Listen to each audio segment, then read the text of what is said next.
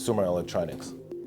So when the pandemic hit, it affected everybody in the world, especially supply chain, many supply chains.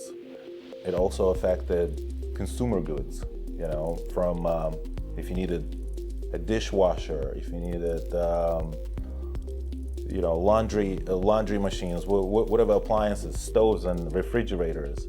All of these, commodities have been affected. This is when we were able to help a lot of these manufacturers deliver, some of these appliances.